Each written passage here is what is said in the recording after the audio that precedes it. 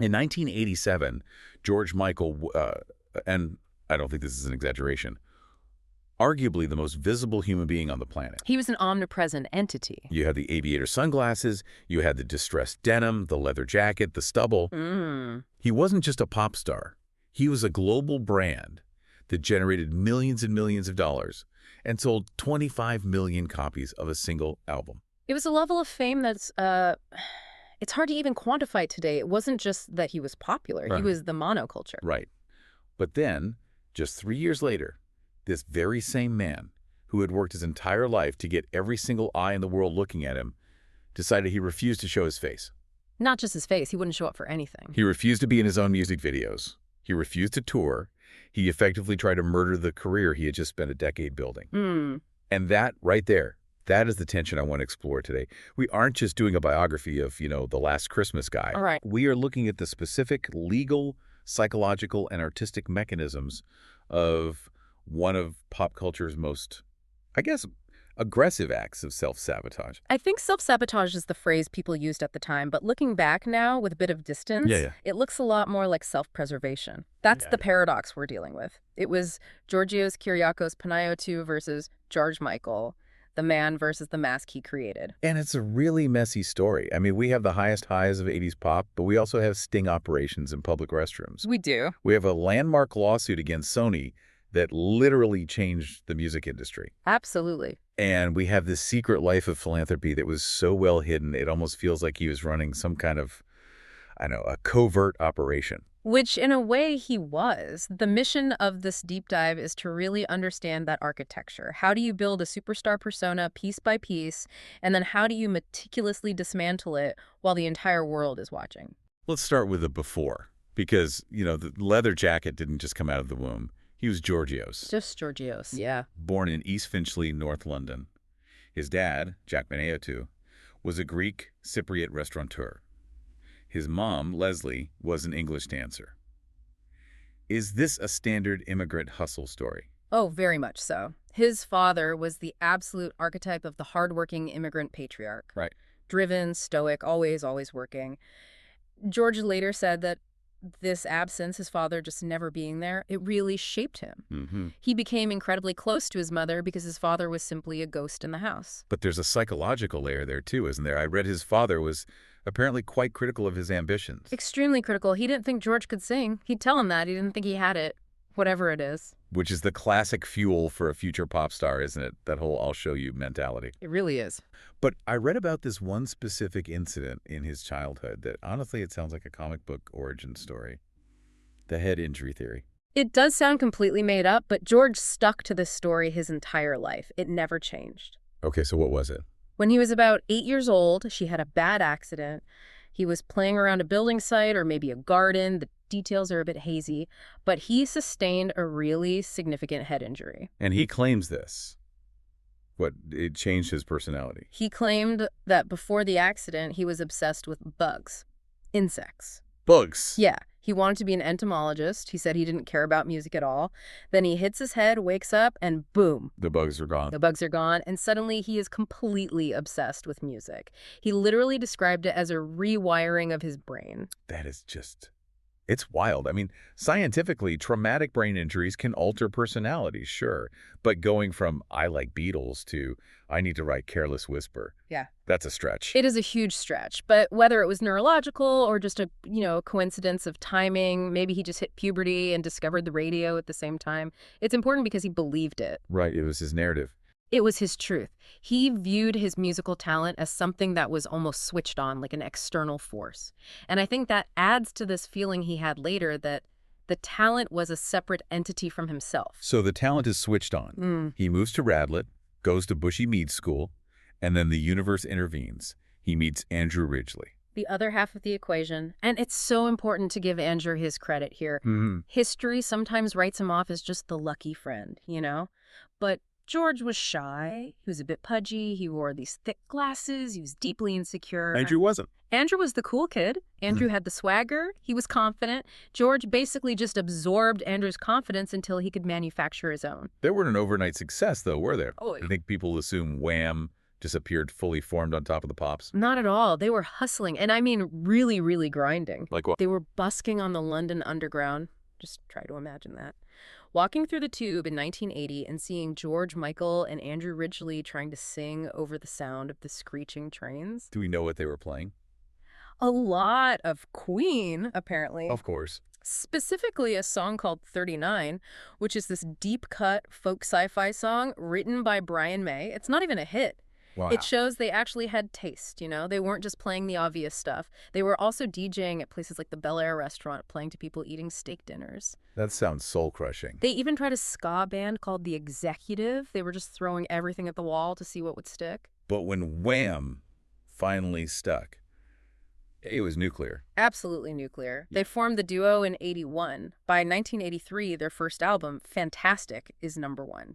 But I want to spend some real time on the China tour in 1985. Because looking at the research for this, it feels like this was a truly pivotal moment in global pop culture, not just for the band. Oh, it's massive. April 1985, Wham, becomes the first major Western pop act to perform in the People's Republic of China. You have to set the context here.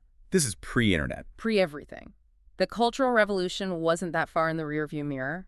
Western music was effectively contraband. It was seen as spiritual pollution. So how on earth did they pull this off? What? Why Wham? Why not, the Rolling Stones or Queen or somebody bigger? That is all down to their manager, Simon Napier Bell. Okay. He was a Machiavellian genius. He spent 18 months negotiating with the Chinese bureaucrats.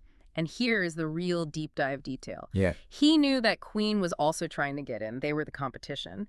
So Napier Bell made 2 brochures. 2 brochures. Yep. One brochure was for Wham, and it showed George and Andrew looking wholesome, smiling, healthy boys next door. Okay. And then he made another brochure for Queen where he specifically selected photos of Freddie Mercury looking his most flamboyant, his most theatrical, and to the eyes of 1985 Chinese officials, his most decadent. He presented these 2 options to the officials and basically said, look, this is the wholesome option, and this is the dangerous option. Your choice. That is incredibly shady and also absolutely brilliant. He sabotaged Queen to get the gig. And it worked like a charm. The Chinese government saw Wham as this safe, non-threatening introduction to Western youth culture. Right. They thought it was just happy, bouncy music. They didn't realize the subtext of individual freedom and, frankly, hedonism in songs like Club Tropicana. So they get there. The concert happens at the Workers' Gymnasium in Beijing. What was the vibe? Was it Beatlemania? It was confused, utterly confused. You have to picture the audience. It wasn't just teenagers who'd bought tickets. It was party officials, police officers, people who had been given tickets by their work units. They were all just sitting there in absolute silence because they didn't know how to behave at a rock concert. They'd never seen one. And there's the famous clapping incident, right? This perfectly encapsulates the culture clash. George is on stage. He's giving it the full 1980s showman energy. He starts clapping his hands over his head, trying to get the crowd to clap along to the beat of Club Tropicana. The universal signal. The universal signal in the West, yeah. We know that means join in on the rhythm. Yeah. But in China at that time, applause was a sign of polite respect, like after a political speech. Oh, no. So the audience sees him clapping, thinks he wants applause, and they just start politely clapping. No rhythm, no beat, just this sort of wash of polite, out-of-time applause while the bass drum is pounding. That must have been excruciating for a performer. Yeah. Just soul-destroying. George was sweating. He later said it was the hardest gig of his entire life. He felt like he was failing, like he couldn't connect. And on top of that, there was this heavy police presence. Why? What were they worried about? A riot. They were terrified of a riot. So if anyone in the crowd stood up or even started dancing in their seat, the police would physically push them back down. So it wasn't just a concert. It was this weird diplomatic stress test. Exactly. But despite all the awkwardness, the impact was seismic. The Chicago Tribune ran the headline, "East meets Wham, and another great wall comes down." Wow. It was the moment the door cracked open.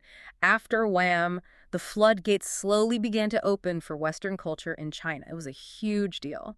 And yet, in the middle of this massive historical moment, George is already checking out. Mentally, yeah. He's looking at Andrew, he's looking at the short shorts and the goofy smiles, and he's thinking, I'm done with this. He was growing up. Wham was a teen product, and he knew it.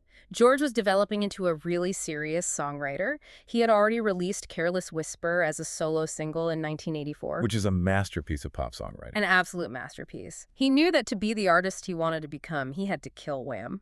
But they did it so cleanly. There were no creative differences, stories in the press, no public feuding. No, not at all. They had the final concert at Wembley Stadium in 1986. They hugged, they cried, they ended it. It was remarkably mature and amicable. Which cleared the deck for the creation of the monster, the Faith era.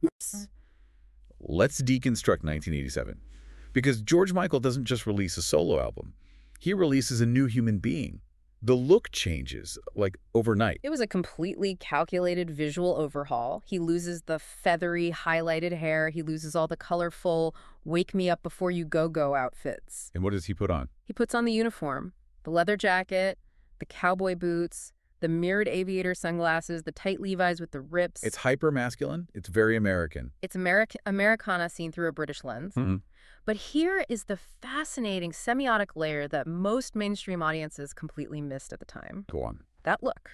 The leather jacket, the specific cut of the jeans, the mustache, the stubble, that was lifted directly from the gay clone culture of the 1970s. Wait, really? So he's dressing like a gay subculture icon and selling it to millions of teenage girls in the suburbs? Precisely.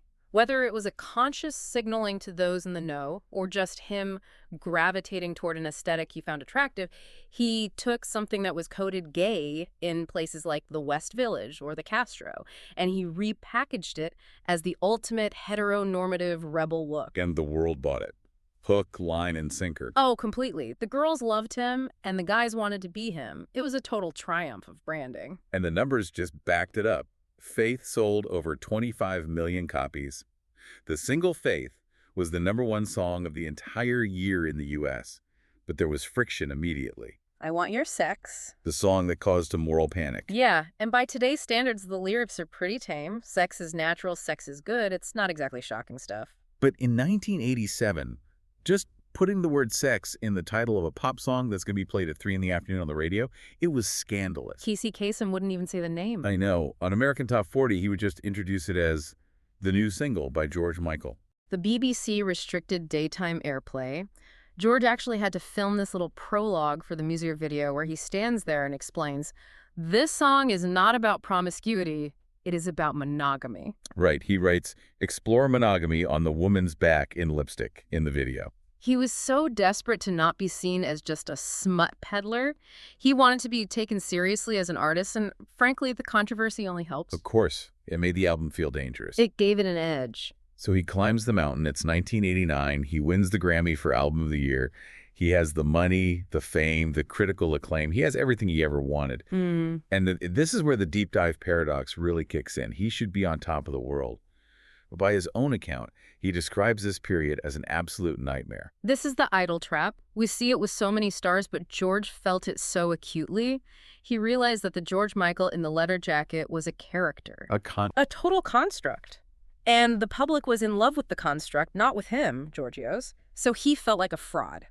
He described wearing those sunglasses as a shield because he couldn't make eye contact with people anymore. And on top of all that, he was still in the closet. Deeply, deeply in the closet. So you have this man being worshipped around the globe as a heterosexual sex symbol, which creates this massive, painful dissonance in his soul. He must have felt like he was lying to 25 million people. He did. He said he felt incredibly guilty about it. So most people in that situation would probably just, buy a private island and take a long break. Right.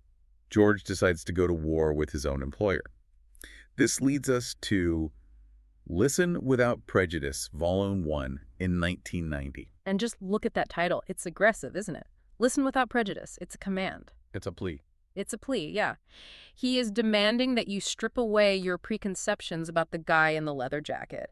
And to force you to do that, he goes to Sony Music and says, I am going on strike. What does that even mean for a musician? It means I will deliver the album because I'm contractually obligated to, but I will not do any press, I will not tour, and I will not be on the album cover. From a business perspective, that is just, it's insanity. You have the biggest star in the world telling his record company, I refuse to help you sell the product. Sony went ballistic. They accused him of arrogance, of being ungrateful. They basically said, we made you, you owe us. But George was adamant. He truly believed the music was good enough to sell itself. And this refusal to appear in his own videos is what gave us the Freedom 90 video. Which is so ironic because it's probably his most famous and iconic video, and he isn't in a single frame of it. Instead, he hires... Who was it? He hired the big 5 supermodels of the era. Naomi Campbell, Cindy Crawford, Linda Evangelista, Tatiana Petites, Christy Turlington, the most famous faces on the planet. And he just has them lip sync the song. He has them lip sync, but look at what they are doing in the video. It's so symbolic. They're destroying his stuff. Yes. The iconic leather jacket from the Faith tour, they set it on fire. The jukebox from the Faith video, it explodes. The guitar, it's just left abandoned in the corner. It was a public burning of the effigy. Exactly. He was visually, symbolically telling the entire world that guy is dead. And the lyrics are so brutal, too. I was every little hungry schoolgirl's pride and joy, and I guess it was enough for me. But today, the way I play the game is not the same. No way. He is explicitly resigning from the job of pop star. This tension with the label, Sony, it boils over into a full-blown lawsuit. And I want to get into the mechanics of this because it wasn't just a temper tantrum. He sued Sony in 1992. What was the legal argument? He sued on the grounds of restraint of trade. Which means... Basically, he argued that the standard recording contract of the time, which bound him to Sony for nearly 15 years and gave them total control over how his music was marketed, was akin to professional slavery. Slavery is a very loaded word to use for a guy making millions and millions of dollars. And that was the problem in court. The judge did not have much sympathy for that line of argument. I can imagine. But George's point was about artistic freedom and equity. He argued that in no other industry could a company hold an individual's creative output hostage for that long, especially if the professional relationship had completely broken down. He wanted to be a free agent. But he lost the case. He lost badly. The judge essentially ruled that the contract was fair because George had received very good legal advice when he signed it, and he had happily cashed all the checks. Sony won. George was ordered to pay their legal costs. It was a public humiliation. But it did change things in the long run, didn't it? It really did. Even though he lost, the labels got scared. They realized that if an artist as huge as George Michael could tie them up in court for 2 years and generate all this bad press, the old standard contract was a major liability. It led directly to shorter contract terms across the entire industry. So in a way, he took the bullet so that future artists could have shorter, more flexible deals. Now, while this massive professional war is raging, his personal life is just. It's imploding. And this is the context that really explains the silence of the mid-90s. We have to talk about Anselmo Filippa. This is the real heart of the tragedy. In 1991, at the Rock in Rio Festival in Brazil, George meets Anselmo. He was a Brazilian dress designer. George said it was love at first sight. It was the first time he had truly, deeply allowed himself to love another man. He said it was the moment he stopped struggling with his sexuality internally. He found peace. But the timing, I mean, you look at the dates and it's just... It's devastating. They had 6 months, 6 months of real happiness. Then Anselmo gets a fever that won't go away. He goes to the doctor. It's HIV. And this is 1991. That diagnosis is a death sentence. It was a death sentence. There were no protease inhibitors yet, no heart therapy. It was a waiting game, and everyone knew how it would end. So George Michael, who is fighting Sony in court, trying to dismantle his public image, is also secretly nursing his dying partner. And he can't tell anyone. Why couldn't he tell anyone? His family. His friends. Because he wasn't out. He was terrified of the British tabloids destroying Anselmo's privacy, of hounding his family. He was terrified of his mother finding out and the shock it would cause her. So he lived this horrific double life of global fame and private agonizing grief. And Anselmo died in March of 1993. Of a brain hemorrhage related to AIDS. Yeah. And George, he just went dark after that. Professionally silent. He went dark, and he wrote, the song Jesus to a Child was the result. He said he wrote it in about an hour. It's a direct address to Anselmo. Kindness in your eyes, I guess you heard me cry. When he finally released it in 1996 on the album Older, the press didn't know who it was about. They thought it was literally about Jesus. Or a child. And Older as an album is so different. It's much jazzier, it's darker, it sounds like a man in mourning. It is a grief album from start to finish. Yeah. But just as he's releasing this tribute to his lost love, his mother, Leslie, dies of cancer in 1997. So within 4 years, he loses his partner and his mother, the two people he loved the most in the world. He was absolutely hollowed out. Which brings us to 1998, the year the dam finally broke, the restroom incident. April 7th, 1998. Will Rogers Memorial Park in Beverly Hills. A very nice upscale public park. George walks into the public restroom. An undercover police officer, Marcelo Rodriguez, follows him in. And this was a sting operation, right? They were specifically targeting gay cruising in that park. It was, yes. The officer engaged George in conversation. George allegedly responded, and the handcuffs came out. He was arrested for engaging in a lewd act. The press had an absolute field day. The puns were they were brutal. Zip me up before you go. Awful. In 1998, this was usually a career ender. You were supposed to go on Oprah, cry, say you have a problem, and check into rehab. Right. The script was written, it was shame and redemption, but George looked at that script and he just threw it in the trash. He went on CNN, sat down with Jim Moret, and just ummed it. He did. He said, "I'm not good at playing the game." He didn't apologize for being gay. He apologized to his fans for the mess in the headlines, but he pointedly did not apologize for his sexuality. And then he released Outside. The ultimate power move. He writes a disco funk song about getting arrested for cruising. The lyrics are hilarious. I'd service the community, but I already have, you see. And the video. The video is incredible. He turns the public restroom into a disco, complete with a disco ball over the urinals. He dresses up as a cop. He has 2 male police officers making out passionately. It was pure satire. He took the weapon the media was using to beat him, the shame of cruising, and he turned it into a celebration. It felt like a real cultural turning point. Before that, being outed was always a tragedy. George made it, I don't know, boring. Or at least he refused to be the victim in the story. He humanized the messy gay celebrity. He showed you could be arrested in the public toilet and still be cool and still be talented and still be completely defiant about it. Which was incredibly empowering for a lot of people who were used to seeing gay public figures only as either tragic victims or as punchlines. But here's the thing that really gets me, and it's the other side of this coin. While he's being this loud, defiant, I do what I want figure in public, there is this whole other frequency he's operating on. The silent philanthropist. Yes. This is the part of the story that still gives me chills. I mean, we knew he did Band-Aid. We knew he sang on Do They Know It's Christmas. Sure, big public stuff. But we had no idea about the day-to-day scale of his giving until after he died. Because he made people keep it secret. He didn't want the credit. There are stories of him making charities sign non-disclosure agreements. He was obsessive about the anonymity. He didn't want it to look like a PR stunt. Exactly. Let's look at the Deal or No Deal story. This one went viral right after he passed. It's a perfect example of how he operated. George is sitting at home, probably high, just watching Channel 4 in the afternoon. He sees a woman on the game show Deal or No Deal.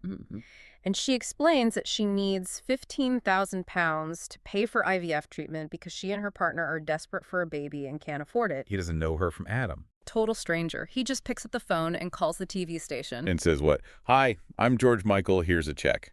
He contacted the producers and said, I want to pay for her treatment, the full amount, but you cannot tell her it's from me. He transferred the money the next day. She got the treatment. And she had a baby. She had a baby. And she had no idea it was George Michael who paid for it until a journalist told her after he died. That is about control, isn't it? In his own life, he felt so out of control. The press, the cops, the grief, the fame. But here, he could secretly play God in this benevolent way.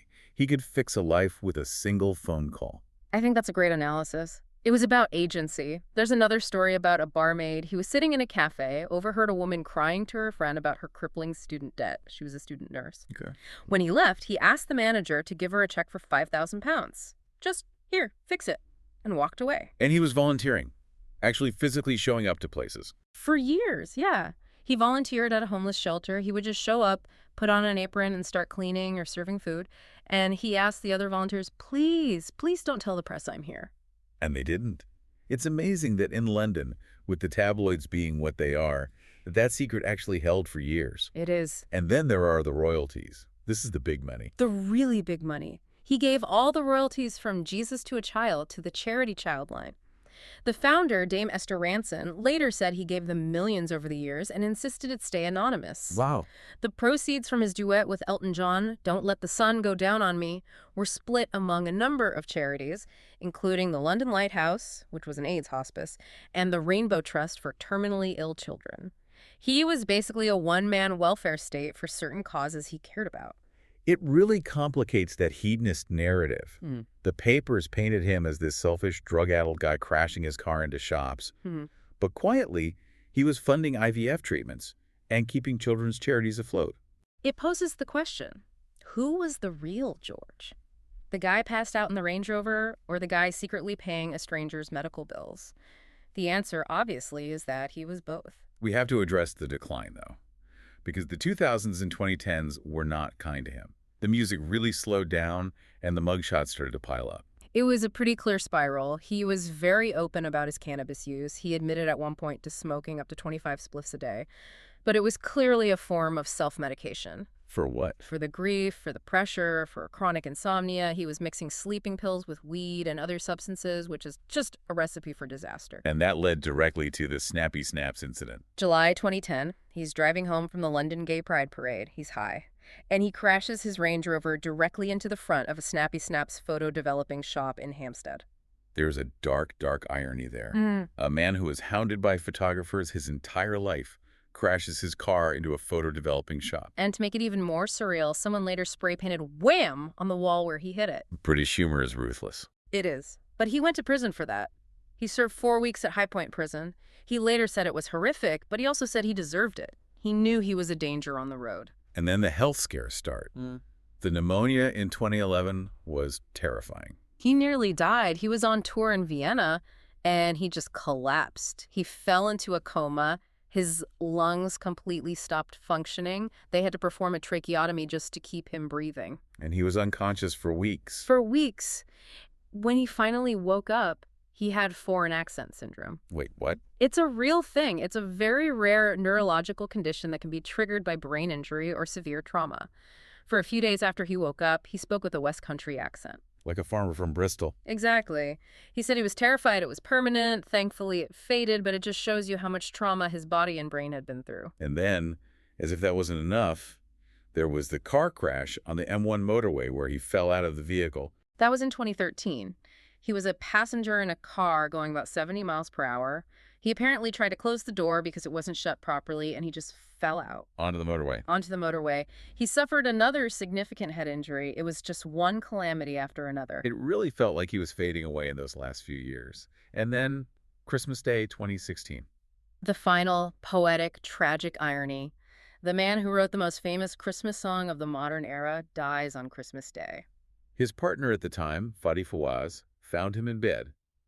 The cause of death was dilated cardiomyopathy with myocarditis and a fatty liver. Basically heart failure. He was 53 years old. It was a shock to the world, but looking at the medical history we just discussed, maybe it wasn't a complete surprise. His body just gave out. The grief, the constant stress, the substance abuse, the pneumonia, the multiple head injuries. It was all just too much. But even in death, he managed one last incredible chart feat. Last Christmas. The song that was famously stuck at #2 in the UK in 1984 because it was blocked by his own song, Band-Aid's Do They Know It's Christmas? Right. It finally hit #1 in the UK in January of 2021. 36 years after it was released, the fans campaigned for it. It felt like a final thank you from the country. So we've covered the tragedy, the comedy, the lawsuits, the secrets. When we step all the way back, what is the legacy here? Is it the music or is it the complicated life? I think you have to start with the voice. We get so caught up in all the drama that we sometimes forget George Michael was a technician. He was a vocal virtuoso. The Freddie Mercury tribute concert is the ultimate proof of that, isn't it? Oh, absolutely. It's 1992, Wembley Stadium. Everyone is there. Bowie, Elton John, Axl Rose. And they're all struggling to sing Freddie's songs because Freddie's range and power were just freakish. Then George walks out to sing Somebody to Love. And he doesn't just sing it. He absolutely devours it. He inhabits it. There's that moment where he hits the big high note, and the entire stadium just erupts. You can see David Bowie backstage. He's having a cigarette, and he's looking at a monitor, and he just smiles like, yep, he's got it. Brian May from Queen said George was the only one who could truly handle the vocal load that day. That performance is his musical epitaph. It proved to everyone, beyond a shadow of a doubt, that he wasn't just a pop star. He was a world-class soul singer. And what about socially? His cultural impact. He shifted the window of what was possible. He proved you could fight the industry and survive, even if you lose the battle. He proved you could be an unapologetic gay sex symbol on a global scale. And he proved you could be incredibly generous without needing praise for it. He left a blueprint for the modern pop star, how to be messy and honest and complicated and brilliant all at the same time. It's the full journey, from the busker singing Queen deep cuts in the tube to the legend replacing Queen on stage at Wembley. And doing it all on his own terms, even if those terms were, at times, incredibly self-destructive. I think that's where we have to leave it. George Michael spent the first half of his life building a mask, and the second half tearing it off piece by piece in front of all of us. And in a world where every celebrity Instagram feed is perfectly curated, filtered, and PR-approved, George's messy, honest, unsanitized life feels incredibly refreshing. He showed us that you can be a hero and a disaster, sometimes in the same afternoon. And maybe the true measure of a legacy isn't the records you sold or the stadiums you filled, but the secrets you kept, the quiet, anonymous acts of kindness that no one knew about until you were gone. Couldn't have said it better myself.